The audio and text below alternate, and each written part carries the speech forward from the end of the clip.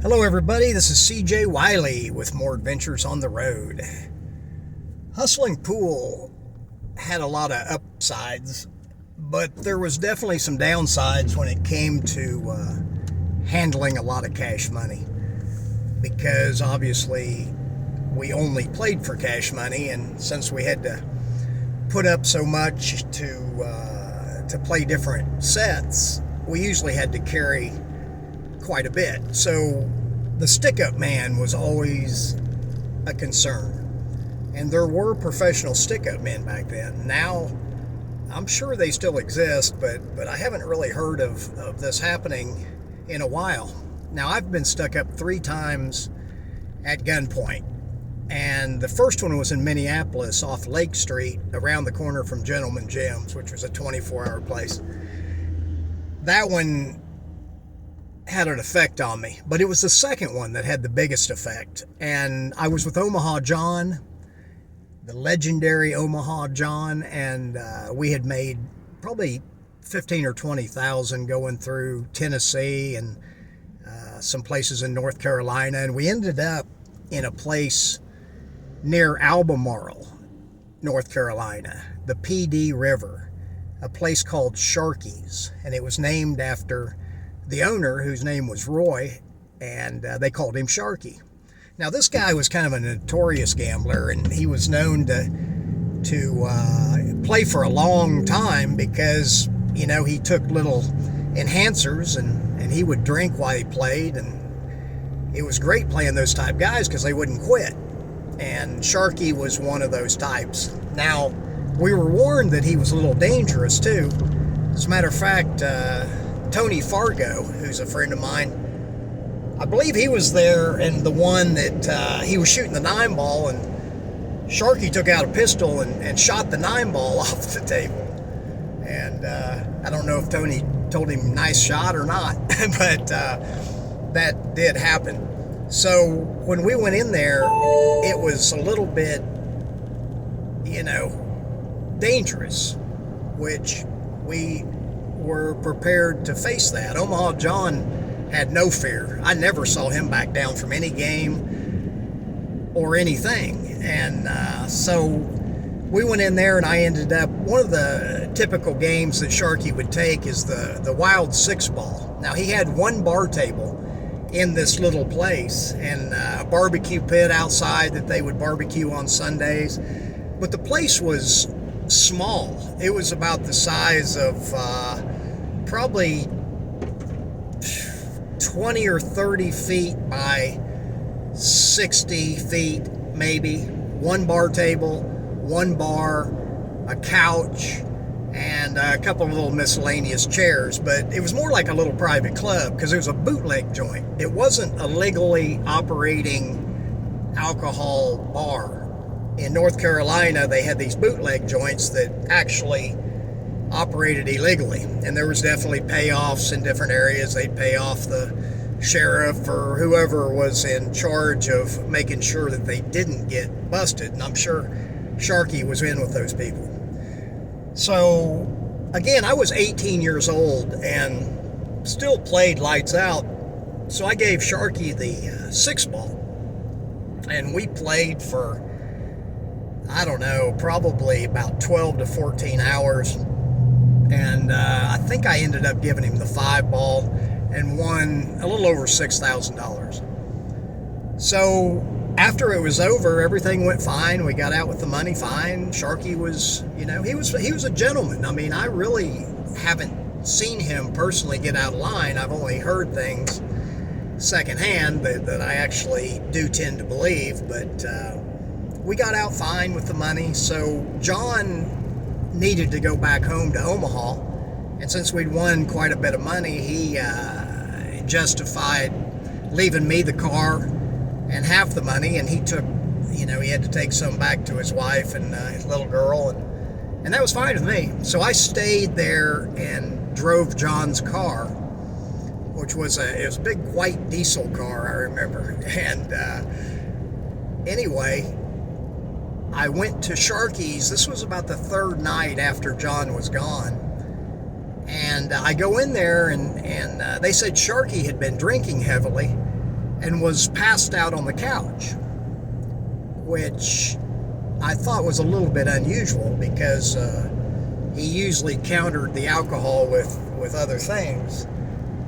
And there was another couple guys in there that I knew that I'd been hanging out with. Anyway, we decided to go out to the picnic table and smoke a little crypto night, if you know what I mean. The stuff that put Superman to his knees. So we go out, and there's a, like I said, when you go out the door, there's a barbecue pit, big brick one, and then if you keep going to the left is where you park, and there's a gravel road, but over next to the tree line, there was a picnic table. So I sat down at the picnic table with my back facing the gravel road, which the road went down to the PD River. And the other two guys were on the other side. Well, we're sitting there and doing our thing, and we hear something in the trees. And I mean, I immediately think, man, is there some guy drunk back there that he got lost? And right then, a guy comes out of the trees, and he's got a nylon over his face. And if you haven't seen somebody with a nylon over their face, they look like the devil themselves. And it was spooky, and he had a gun in his hand, which made it even worse, of course.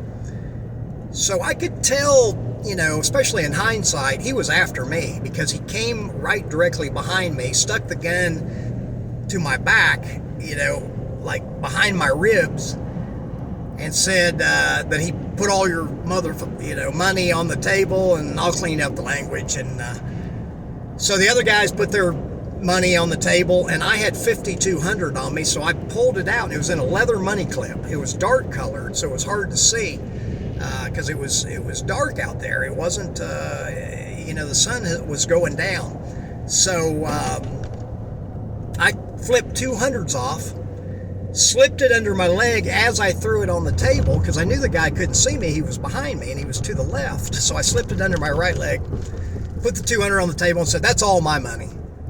Now the guy, this is why I think he was after me, because he goes by and he pushes the gun harder in my back, and he says, "That can't be all your money. Stand up."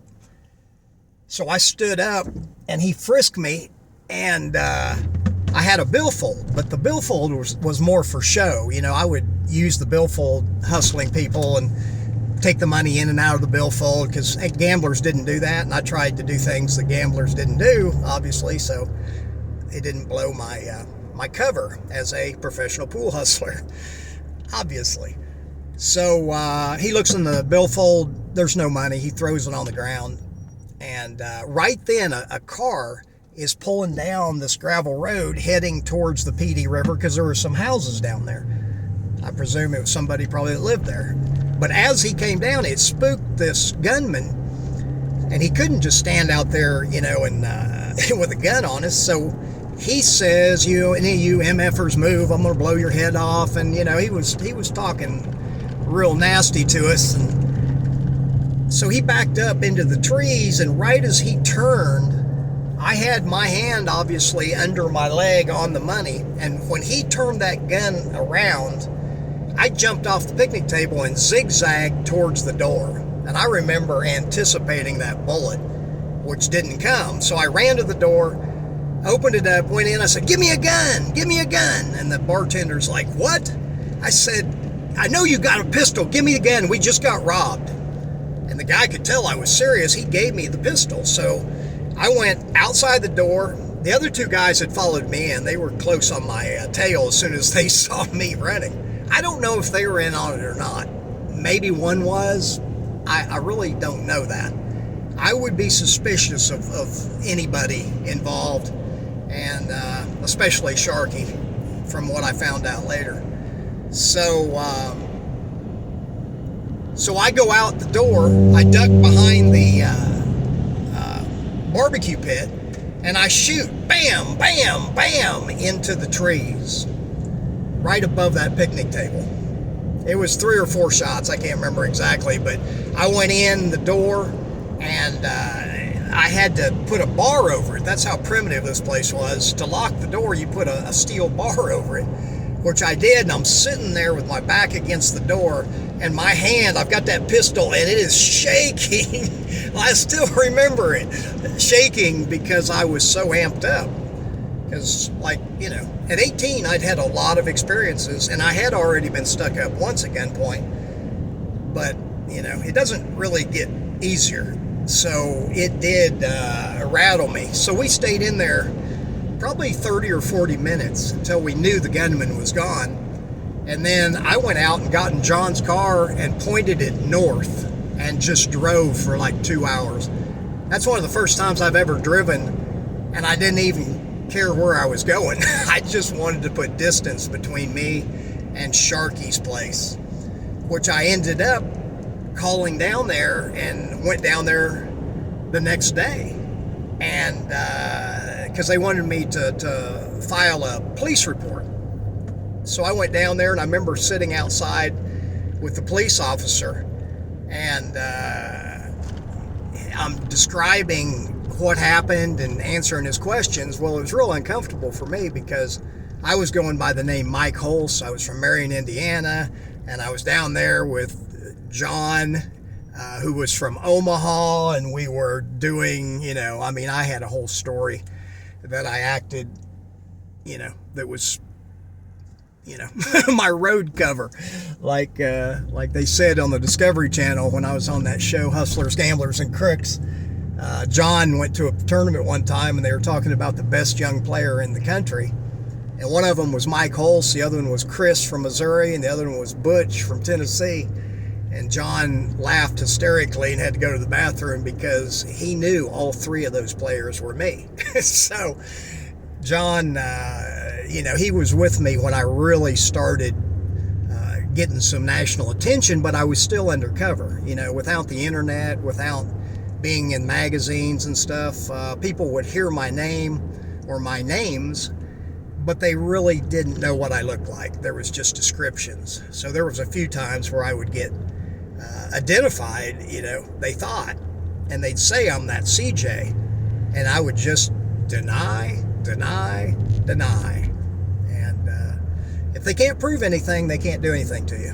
And I just became such a seasoned actor because I was acting like I was these three personalities pretty much all the time. I kind of forgot who I was, but that's what you had to do to be a top-level professional pool hustler. And from those experiences, I learned when I made big scores, like 5,000 or more, I would always leave for a few days and then come back, so they didn't know for sure if I still had the money. So there was things that you learned to do to, protect yourself from the, potential armed robbery. So anyway, if you want to learn more of my fundamentals, techniques, and systems I used to become named one of the best money players of the 20th century with Efren Reyes and Earl Strickland, join me at masteringpocketbilliards.com. And that's my private website. We're actually redoing that site.